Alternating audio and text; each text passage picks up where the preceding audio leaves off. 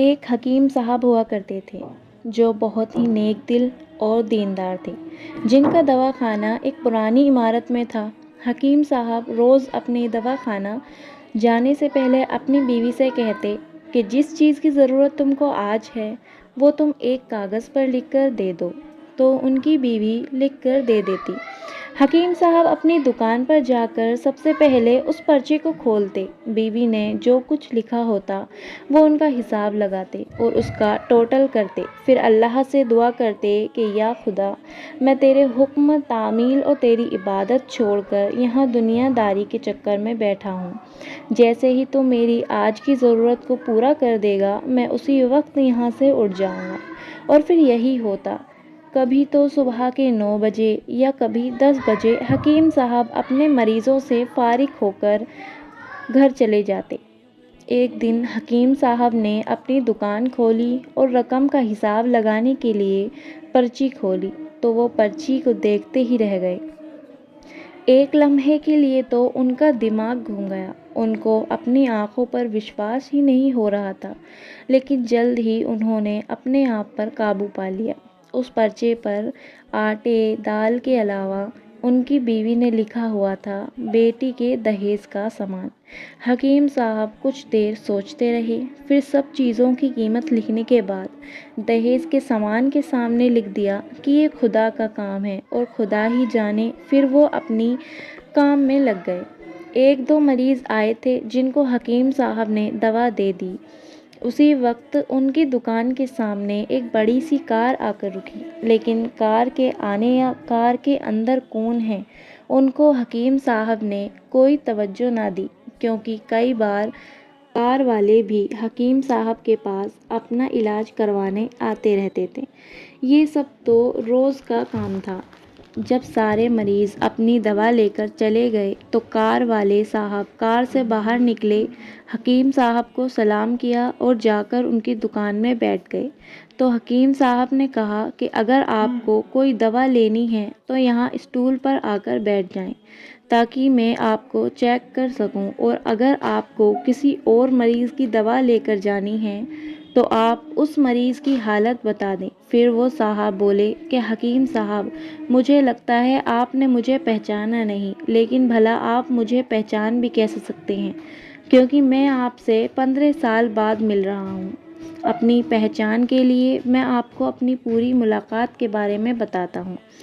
جب میں پہلی مرتبہ یہاں پر آیا تھا تو میں یہاں خود نہیں آیا تھا، بلکہ مجھے یہاں خدا نے بھیجا تھا، کیونکہ خدا کو مجھ پر رحم آ گیا تھا اور وہ میرا گھر آباد کرنا چاہتا تھا۔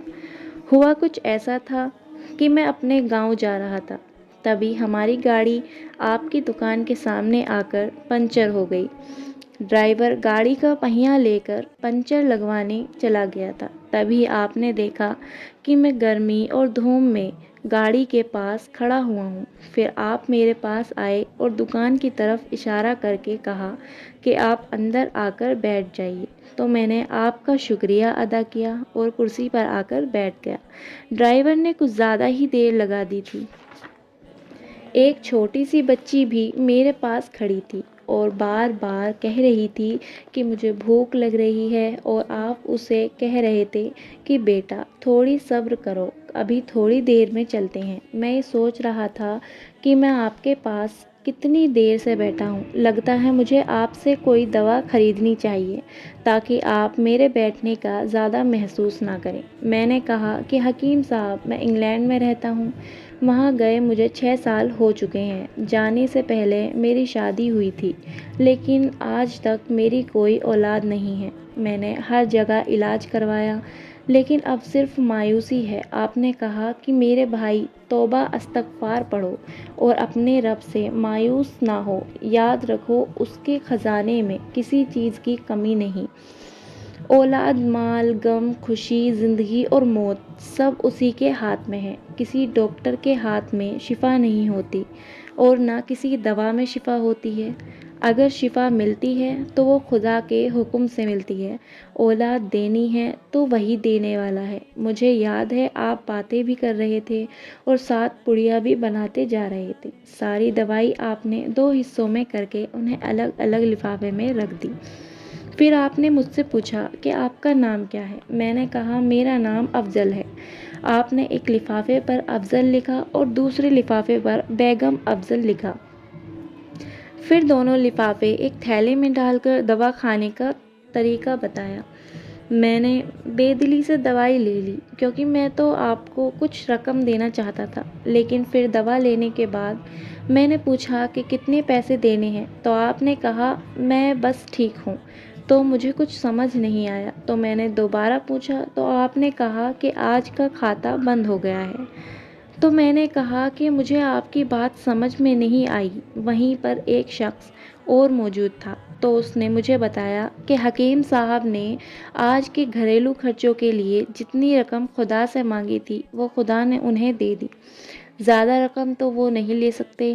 میں بہت ہی حیران ہوا اور دل ہی دل میں بہت شرمندہ ہوا کہ میری کتنی گھٹیا خیالات تھے اور یہ سادہ سا حکیم اتنا عظیم انسان ہے۔ پھر میں نے اپنے گھر جا کر اپنی بیگم کو یہ دوائیں دکھائیں اور اسے ساری بات سمجھائی تو وہ کہنے لگی کہ وہ کوئی انسان نہیں بلکہ ہمارے لیے وہ ایک فرشتہ ہے۔ مجھے یقین ہے ان کی دی ہوئی دوا ہمارے لیے فائدے مند ثابت ہوگی۔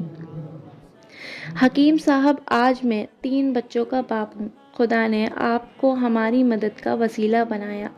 ہم ہمیشہ آپ کے لیے دعا کرتے ہیں۔ جب بھی اپنے گاؤں چھٹی پر آیا تو ہر بار میں آپ کی دکان پر آیا، لیکن مجھے ہمیشہ آپ کی دکان بند ہی ملی۔ میں کل دوپہر کو بھی آیا تھا لیکن آپ کی دکان کل بھی بند تھی۔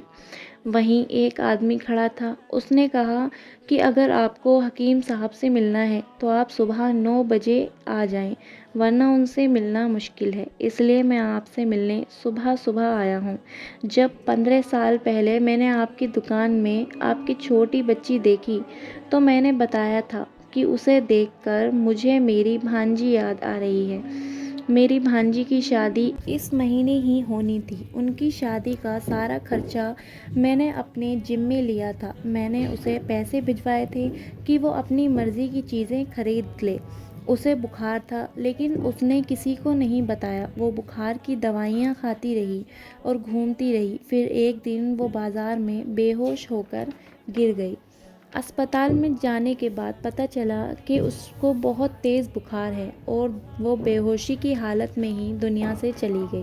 اس کا انتقال ہونے کے بعد میں جانے کیوں مجھے اور میری بیوی کو آپ کی بیٹی کا خیال آیا۔ ہم نے یہ فیصلہ کیا کہ ہم دہیج کا سارا سامان آپ کی بیٹی کے لیے پہنچا دیں گے اور اگر شادی جلد ہو گئی تو سارا انتظام خود ہی کریں گے اور اگر کبھی کچھ وقت ہوا تو نقد رقم پہنچا دیں گے۔ میری آپ سے گزارش ہے کہ آپ ان سب کے لیے مجھے منع نہیں کریں گے۔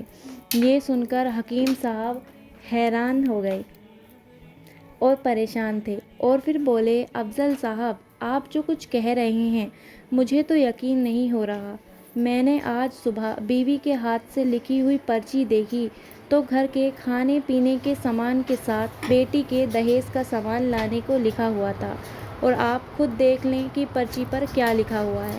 یہ کہہ کر حکیم صاحب سے پرچی افضل صاحب کو تھما دی۔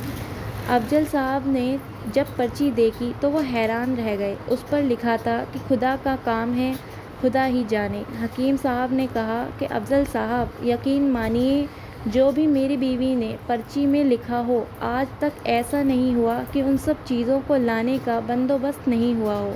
جو آپ کی بھانجی کی وفات کا مجھے بہت افسوس ہے لیکن میں اس پاک رب کی قدرت پر حیران ہوں کہ وہ ہمیں کیا کیا معجزے دکھاتا ہے۔ اس طرح حکیم صاحب کی بیٹی کے دہیج کے سامان کا انتظام ہوتا ہے اور بڑے دھوم دھام سے ان کی بیٹی کی شادی ہو جاتی ہے۔ دوستو یہ کہانی تو یہیں پر ختم ہو جاتی ہے مگر اس میں ہمارے لیے سبق یہ ہے کہ اللہ پر بھروسہ کرنا چاہیے اور اللہ سے کبھی نا امید نہیں ہونا چاہیے، کیونکہ اللہ فرماتا ہے کہ مایوسی گناہ ہے، تم مجھ پر یقین کر کے تو دیکھو۔